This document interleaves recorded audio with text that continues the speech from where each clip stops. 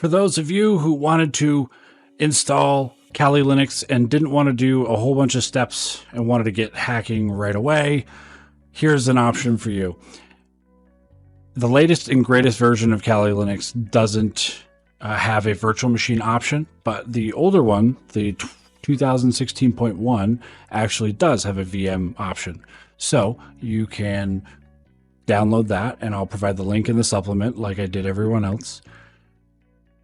You can go click on Open a Virtual Machine, and inside my lab virtual machines here, I've actually saved and extracted a copy here. You're going to double click on the VMX file. And now a new virtual machine has appeared. So we're going to edit these settings. And I'm going to add some more RAM. I'm going to go to 4. 2's enough here. And like I said before, the network adapter automatically sets it to NAT. And we're going to set it to our custom virtual machine network. And I'm going to put VMnet2, which is my Ethernet. And click on OK. And I'm going to power on this virtual machine. And then it's going to ask you if you moved it or copied it. And you are going to say, I copied it, because that will allow it to set up the integration with your hardware. We're going to push enter.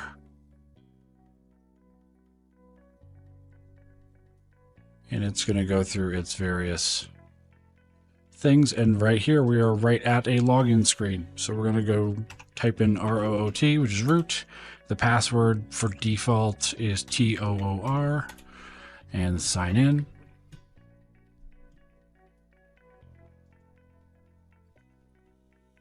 And it's automatically set, and VMware Tools has been installed, and this is ready to go. That was much faster than installing the ISO version, but the ISO version is a newer version of Kali Linux. So for those of you who can just wait and delay gratification just for a couple more minutes, I would suggest doing it off the ISO and not off the virtual machine.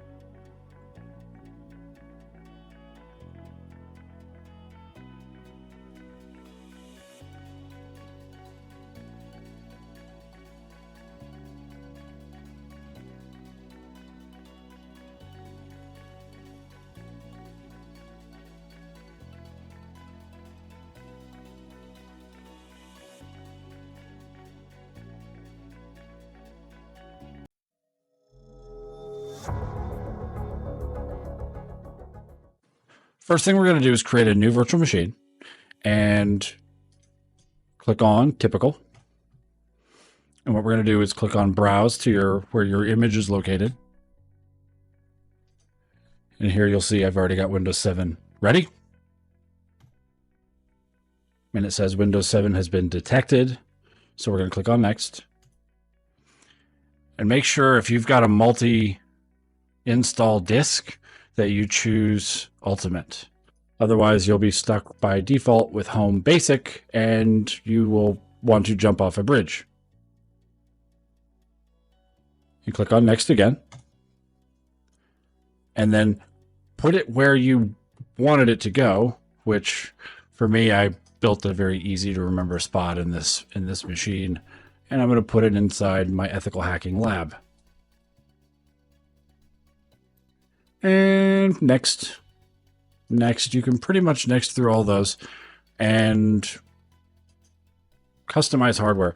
Now, for the network adapter on this one, this is going to be on, I put it on VMnet 0 because VMnet 2. VMnet 0 has been bridged to my wireless card that I use for pen testing, and the VMnet 2 has been bridged to my Ethernet. That way, all of the virtual machines will be on the Ethernet together with different unique IP addresses, and I can then attack them from my wireless pen testing card and not have to worry about it. So that's for that set. I'm actually going to give it some more RAM. I'm going to bump it up to 4 and then 2 processors. It really makes a big difference on installation. And let's push close and finish.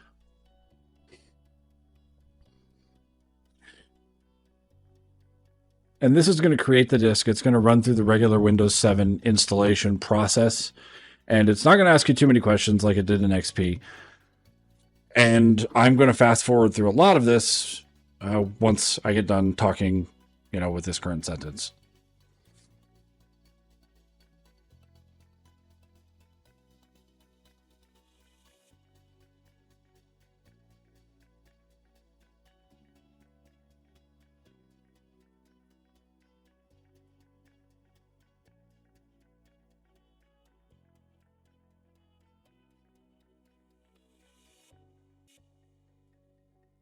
Okay, you can see now that the Windows 7 box has been fully installed, and let's pull it up to full screen.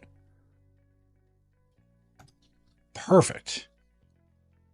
All right, well, that concludes this video, and I'm going to show you in the next video how to install Server 2008, followed by, I believe, Windows 8.